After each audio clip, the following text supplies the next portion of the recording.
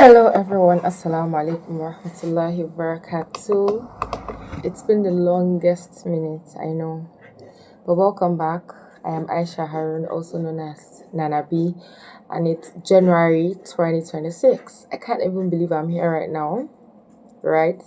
This wasn't particularly pre-planned, even as I've been making mental notes to get back to podcasting for some time now, but yeah, I know I'll still get back to it at some point or the other, inshallah. Just about the time I was planning on, I think I already started Bliss by B Pod on Anchor and Google Podcasts, but I got pregnant somewhere in the mix, and I have a baby now. Then I went to school, so many things happening in between, and I just couldn't get to it. Alhamdulillah, we are here today. The need for this particular episode is something that stemmed from an incident that happened, I think, just as we were entering 2026. And obviously, it was a tragic incident, but it brought with it a lot of good in ways that ordinarily a layman would not see, except, it's properly dissected. And before I just mention what that's about, there's a verse in the Quran that says that with every hardship comes ease. That's my baby. In every hardship comes ease. And when this verse is being explained, usually what is said about this particular verse is not that after an hardship you will find ease. Is as that hardship is being experienced, as you are going through that turbulent time in your life or experiencing that difficulty, there's a particular ease that comes along. If you pay attention, you'll find it. I think I still saw this in Rehan's book, The Power of Dua, where she was talking about the story of a woman who experienced the loss of one of her triplets. Yeah, that's the story. And it was really hard for her to stomach and make sense of it, but eventually she found the ease in all of it. So that verse, whenever we hear it, whenever we are experiencing something and then we are reassuring ourselves to say that we have, with every hardship comes ease, it's important we understand that ease is simultaneous with the hardship. If you look, you'll find. Now, for this particular trigger for this episode, right, it's a kind of big blow. It's a big hardship, particularly for those involved. That's the family of the brother that I want to talk about. It's a lot looking at it with just the ordinary eye, but looking deeper, Allah subhanahu wa ta'ala surrounds this with a lot of other factors for those who love him to be grateful, those who care about him to be comforted. And if you know you're in Nigeria, you've been in the news. If you're on my WhatsApp, you already know what I want to talk about. So it's this particular guy who happens to be an outcast, is a revert. His name is Abdul Latif, popularly known as Lat. Is a friend and I think the personal trainer of Anthony Joshua. But subhanallah, I was just checking something that someone shared with me rather this morning, and then amazingly I stumbled on a post of this guy where he was saying that before he reverted to Islam, he was at a point where he was feeling like something was amiss, something was missing. He believed in God, but he wanted to know the true way. And he said one day he prayed and said, God, please show me the way. I don't feel this, right? I want to know which exactly is, the right path. And he said that the day after that, Anthony Joshua called him and said, you know what, we've been trying churches. Why not let's try mosque this time, since we are searching for the truth? And he said it was the day after he made that prayer. So obviously the point I'm trying to drive at here is that he has been friends with Anthony Joshua away from their work relationship. So obviously they are friends. So this guy happens to be the talk of town, but sadly it's after his passing. And I remember hearing that sometimes some people get popular after they have passed. Some is before, but some is after, that the entire world gets to know them. For me, I think it was after, because I don't think I ever saw him. And my first encounter of this guy was when I checked a particular Sheikh, Mustafa Briggs. I checked his I believe it's a sheikh actually. I checked it. I was scrolling on Instagram rather, and I saw him post about a guy, and it was like, oh, this, something like, this hits deep in the level in a region, my guy or my friend, and he said, something in the line of, I'm going to miss you and everything. So I went and checked his page because he quoted the person's account, right? And I also saw that he wrote a matter, like, we'll find so called that you're a matter. I'm not quoting him word for word, but just paraphrasing what I saw. And then I checked the guy's page and I was like, wow, like, this guy is more like some bodybuilding guy, like, he had pages of himself, his muscles and everything, lifting weight and whatnot. And there was even a particular post that I had recently made where, he had various lights, and somebody I like to read through comments. Like, I don't know, usually I just read through comments, maybe because I don't spend so much time scrolling on social media, so I want it to be worth it a lot of times. So I go through comments. So when I checked this comment, someone was like, it's quite fascinating how every post there's a particular sound for it. So I turned on the mic because my mic was turned off. So I turned it on, I was like, oh, it's just music. So I turned it back off, and I just scrolled a bit and went back to Mustafa break. So in my mind, I was like, and at this point, let me just mention here that as humans, we are all judgmental. Like, all of us judge others. We judge ourselves even, right? Because we size things up based on our knowledge or based off our perception. But the difference between intentional people and every other people or the rest of people is that if you're being intentional, you're a growth mindset people, you don't act upon your judgment. Yeah. So when I went back on Mustafa's page, I was just wondering, why is he sharing about this guy if he has some, like, why is he sharing his account rather if he has some things with music and whatnot on his page? Like, you should have not shared now. I was like, well, may Allah forgive him. Only Allah knows. Was it death by drowning? Was it, I was just thinking, and I just left it because I don't even know this person.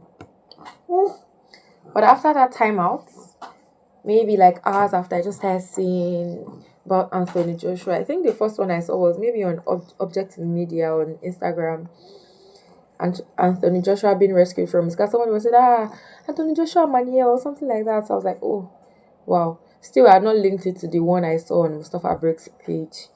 But later on, I started seeing that he lost two friends, he lost two people, and I just got more immersed in the story. And eventually, I was like, wait, this face is looking like the face of the same person I saw on Mustafa Break's page, right? So that was where I made the link, and then I started seeing more, on my, is it For You page, they call it now on Instagram. I was just seeing more about this guy, and I checked Harish's stories, and I saw about, and I was like, whoa, now this person has an interesting personality because videos, clips, pictures of him just kept coming up rather for me. And one of the things I was saying was like, was somebody who used to do charitable acts. Like, I saw him with a lot of African children. Part where he was fetching water, if I'm not mistaken. He was playing football with children. There was a part he was wearing, this pinafore, if that's what they call it, right, for charity, organizations, and saying that he just came back, he saw they had done things, people should donate and all of that. I saw clips of him in Makkah and all. I was like, wow. So at that point, I remembered how I was being judgmental on his page. I was like, astaghfirullah, like, this person obviously is even a river. That aside, it's not even for anybody to judge actually. So, at that point, it was already really interesting. Although I went back to confirm it's the same person on Mustafa's page, because I was just like, is this the same person? Because obviously this guy died in Nigeria, and Mustafa is posting about him, Harry J is posting about him, some other people. So what's the link, right? So it was then I found out, okay, he's actually half Nigerian himself. He works with Anthony Joshua, who happens to also be a Nigerian, and all of that. So it got really interesting, and that feeling that comes along with connecting with a figure virtually just started to come with it. So at that point I was having this sense of, oh, so sorry, this guy, in a region, may Allah forgive him, may Allah comfort his family and all of that. Right? And at that point I was already, finding out a lot about this person. And one of the pictures I saw, there was a part where he was playing with a cat, a kitten actually, carried the kitten, laughing. It's somebody who is full of life. Obviously, I know better to judge a person based on their online presence, but like, there were so many things coming from people. Like, Mustafa Briggs and Arisje were particularly at that time, I think maybe it was on the day two of the incident, saying that, they had a lot of memories with him, but they are so sad to post about it. Arisje said something just, like this too. And Arisje did mention I was going to post in a few days. He just couldn't get some gory images out of his head. And he mentioned that people shared his picture as he was laying lifeless on the road, and the pictures I'd seen various pictures and videos. I'd never seen one with the bodies of the late Lat and the other guy. I think the other guy is Shino. I'd never seen any with them, right? I only saw Anthony where he was being pulled away from the car, the wreckage, and all of that. So I was really curious as to what Harris J was referring to. So I went to search. I remember it was at night, just before I went to bed. So I was searching. I searched Instagram, nothing. I went to TikTok, nothing. Like, I was just really curious about it. So eventually I found on another social media, I found a video, and subhanallah, like, it's very scary to see something like that. And I immediately understood what Arish J was saying about people being, he didn't call them dumb, but I think it's quite dumb to just post people in their most, it's not even vulnerable now, like a very devastating stage or position, and sharing it online. So I don't even think I should go into the details, but I saw it and it really hit me, and I was like, Subhanallah, may Allah grant him Jannah. And I immediately, what struck my mind was, oh, this is what Mustafa was talking about. Yes, this is one of the deaths that grants a person martyrdom in Islam, right? So I said, yeah, may Allah grant him Jannah. And I woke up the next morning and I was still thinking about this, because obviously it was the last thing on my mind, but it was just too much. I couldn't just imagine what his family would be going through. So at that point, I had this sense of brethren or brotherliness. I can't say brotherly because I'm a sister, but you get. So I was just feeling for him. And when I am immersed in someone's story like that, I just want to dig more and find more. So somewhere, somehow, I found his dad's account. I checked through it and I saw that this guy, Lat is a Muslim. I'm not sure what his dad's religion is, but I know that after his passing, his dad actually posted a video, and in the background was Surah Al-Waqiah, and I think he said something in the line of, May Allah, I don't know. But Isha posted him with Surah Al-Waqiah, so I don't know if his dad is a Muslim, but I know his dad is like a singer, like somebody who just dances a lot on his page. And I saw some of the clips on his dad's page where he and Anthony Joshua were together with the father. They were maybe like in a place where they were dancing, and it was as if Lat was usually very uncomfortable. But for me, that meant that he prioritized his dad's relationship, like father-son relationship. He wanted to spend time with his dad, even when it was uncomfortable for him. Like, they spent time together. There were times they would go and hang out, in all of these beaches in Lagos and stuff like that. Yeah. So I was like, yeah, it was one that just hit home on how our relationship with people, with animals, the one with the cats, with our family, right?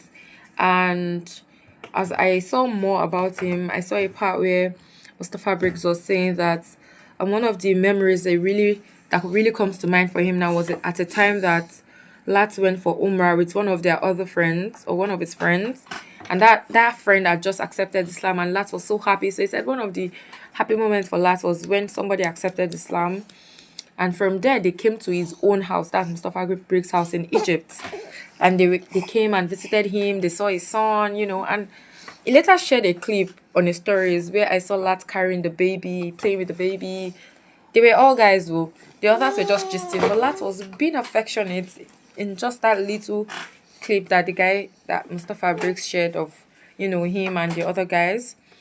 And one other thing that stood out for me was that I'd never come across a picture where Lat was seen hanging with a lady. Like, it was always with guys, right? So it was obviously quite conscious of, I'm not talking about, how he relates, because obviously I don't know this person, but like his social media footprint or his online footprint, it was intentional to observe the bounds of the deen offline, online. So if a person is doing this online, imagine how it would be like offline.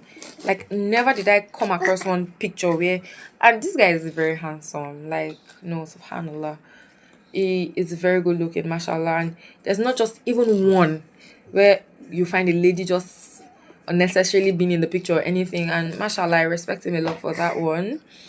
And he's a lever. Even though his friends were saying that Lat is a very kind person, he's the kind of person who is always lighting up the room, making you happy and everything. But even in his videos, like in his pictures, you can see that this person is full of life, right? In one of the posts he made in December 2025, there was one where he was saying that, live life, like life is short, something in that line, and just live. And he was full of laughter and everything. So he's just somebody who is magnetic, I believe. And this is one thing that just, although it's saddening, I know, but it's also reassuring somehow, just seeing those parts of him all around. And one thing Harris J mentioned on his page about this guy was that Harris J had lost, if you have been following Harris J, he loses people. I don't know. Allah is just very powerful. Some people lose people, maybe some seasons for them, right? So sometimes he just posts the passing of someone close to him, or someone that he knows and stuff like that. So he mentioned that he lost his brother, a brother of his, maybe not his blood brother, last year. And he said Lat told him that one thing that really matters to the dead is Sadaqah to Jariyah. So I was just trying to do Sadaqah to Jariyah on behalf of that his late brother. And I just said he mentioned what he would like for when he dies. Like he would like that such thing is done for him. Right? So this is like a person literally telling his friends what he would like to be done after he has passed on. Now this is one of the habits of true Muslims. If you're a real Muslim, you know that you should have your will in place for after you pass on. May Allah make us better.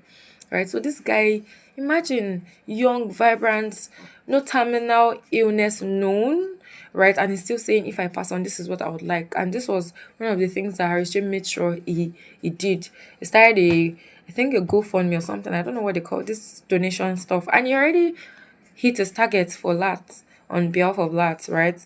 Just for charitable causes. And even Mustafa Briggs also posted something like that to feed people in Ramadan and all of that. So his friends, which goes on to say that Lat was very intentional about the people he keeps around him. And I saw a video where Lat was saying that if he has an argument with someone and after the argument, he and that person are not hugging each other, then he doesn't want to spend time around that person because it feels like an argument or a disagreement should not be a reason why people should be at loggerheads. We should disagree to agree, which is a very good mantra. And it is one that only growth-oriented people can say, right? So this is one of the things about this guy that, subhanallah, is really,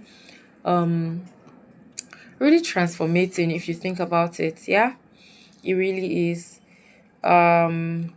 This and so many other things are things that have come up for me just watching little snippets about this guy here and there.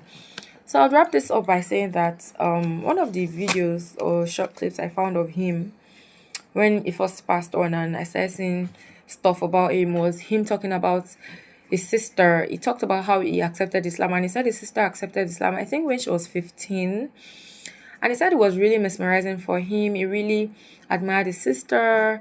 Like for him, this sister was like like when you place someone on a pedestal, like a stainless. And that was a sister, someone close to him enough for him to know insecure parts or blemishes, literally, your sister, your brother, you've seen them all. And still he said that he was really fascinated by her. And like maybe 9 years after he also accepted Islam, maybe 6 or 9 years after. But his sister had always been that stronghold, that emblem of religion, emblem of Islam for him. And he said he also gave dawah to his mom and his mom also accepted Islam. So I was just all smiles watching that because it made me happy for him. There's a hadith of the Prophet Sallam that says that when a person saves just one person or you're able to get a person to make the shahada and become a Muslim, it's as if it's the entire humanity. It is better than the world and everything that is in it. I hope that I did not quote that wrong. I'm going to try to verify that, inshallah. So it's a win, right?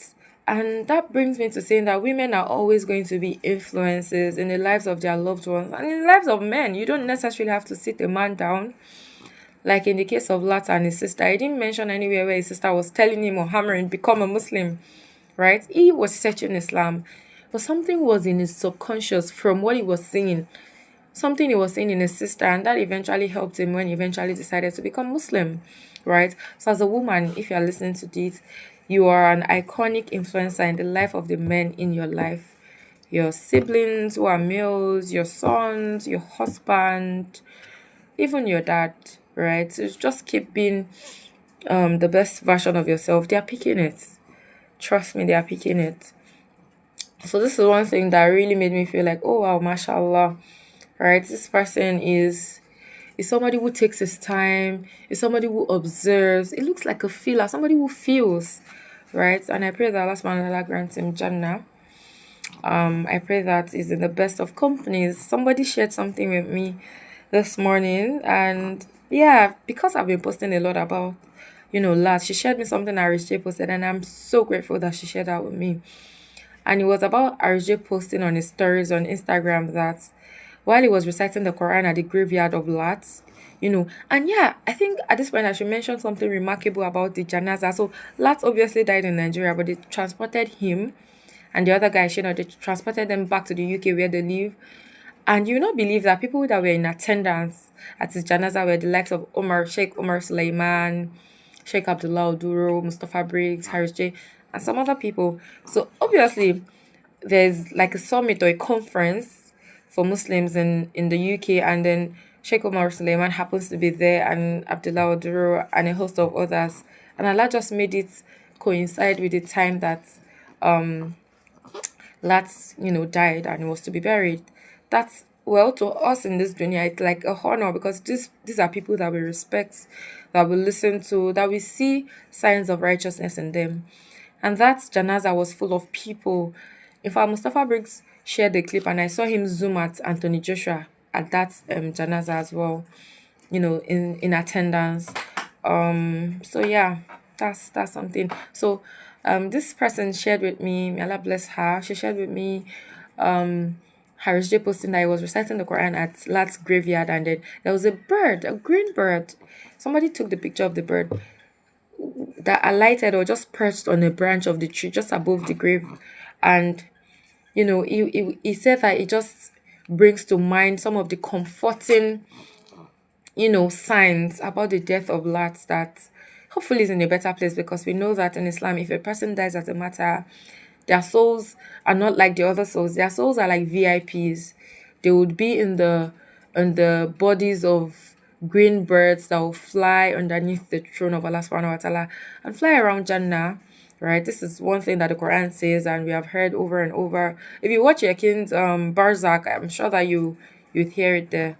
So this is like an emblem of Bushra, glad tidings about the death of this guy. And so he said it was really amazing that the bird flew and was perching on that branch just by the grave of Lat. And so Harris J posted about the Barzak and how the martyrs are not dead, but they have moved on to the next realm in a way that is better. They remember everything. There's no period of break like it is for the rest of the souls who die. It's just like when you sleep and you wake up, there's a break, there's an intermission. But for the martyrs, it's like straight to heaven, and they remember everything. They want to come back to this life so that they can experience what they experienced that took them away, so that they can gain that sweetness all over. That's how it is for them. So this is one very comforting thing about the death of Lat, and I'm sure there's so much more to learn about his death. Like there are a lot of things in his humility, in his brotherhood. He was always hanging around guys. He was always laughing. He looked humble. Even in those clips I saw with his dad, honestly speaking, may Allah bless him. May Allah make him from the righteous. May Allah make us that are still alive from amongst the righteous. So let me just say one quote that a psychotherapist, what's her name again? Eileen, how come I forgot her name? One thing she usually says is that the quality of our relationships will determine the quality of our lives. This guy lived a good life in his relationships, in his talks, in the short clips I saw of him, in the way he played, and the way he carried himself, even the way he played with cats, the way he carried that baby. that Mustafa Briggs baby that I saw, mashallah, tabarakallah. May we be able to pick lessons and do better for ourselves. So yeah, that brings us to the end of this podcast. I hope to be able to do many more after this, inshallah. Thank you for your time. And shout out to Hajja Nafisa for nudging me to do this, even though it was on my mind. She just said, yes, please do it. And yeah, I'm recording this. So thank you, and Assalamu alaikum wa rahmatullahi wa barakatuh.